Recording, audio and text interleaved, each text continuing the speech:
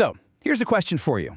What if I told you that the real heart of one of the world's biggest car companies isn't in Detroit or Turin or Paris, but somewhere you'd probably never, ever guess? Well, it's a story that completely reshapes how we see the global auto industry. And it all starts in Brazil. All right, let's just jump right in. When you think about the automotive giant Stellantis, the company that owns Fiat, Chrysler, Jeep, Peugeot, where does your mind go? Where's its industrial heartland? You're probably thinking Turin, Italy, right? Or maybe Detroit's Motor City, or even somewhere near Paris. But nope.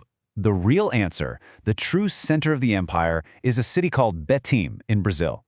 And let's talk about the sheer scale of this place. The factory in Betim cranks out an unbelievable 800,000 vehicles every single year.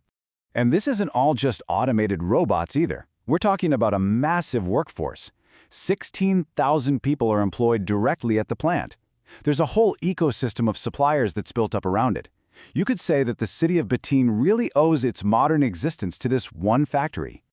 But the efficiency, this is what gets me. It is just mind-boggling.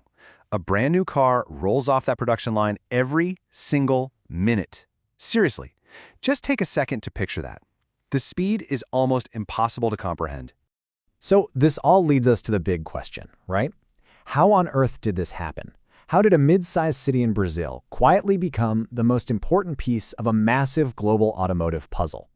To get to the bottom of it, we've got to rewind the clock, way back. It all started with a single handshake that, well, it changed everything. This timeline shows you the incredible journey. I mean, look at this. It kicks off in 1973 with a deal between a Fiat executive and a Brazilian governor. And today, that one agreement has ballooned into the largest, most productive plant in the entire global Stellantis empire.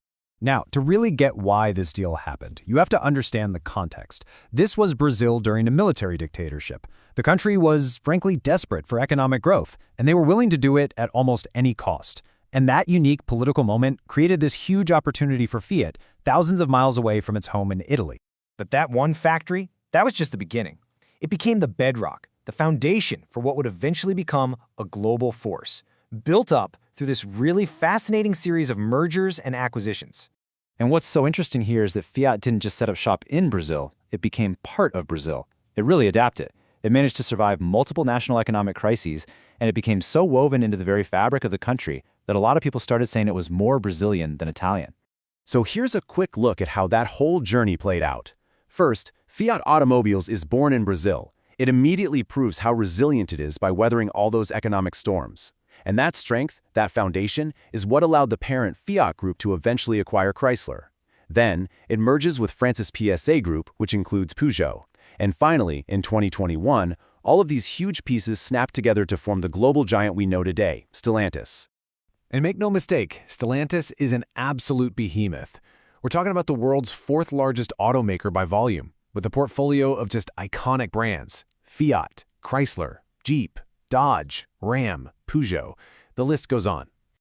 Okay, so let's circle all the way back to our main point and really hammer this home. Let's talk about the central role Brazil plays in this massive global company. It's truly the quiet engine that powers the entire empire. So let's just lay it all out there. The Betim complex, 16,000 workers, supporting 120 supplier companies, pumping out 800,000 cars a year. It's not just a factory. It is the largest and most productive factory in the entire Stellantis world. Period. And that right there, that's the big takeaway. For this company, Brazil became so much more than just another market to sell cars in. It became the quiet, beating heart, the real operational center of a global auto empire. It's just a powerful reminder that in our crazy interconnected world, the real centers of power aren't always where we expect them to be. It really makes you think, doesn't it? What other huge global companies have these kinds of secret nerve centers or these unexpected origin stories that are just hiding in plain sight?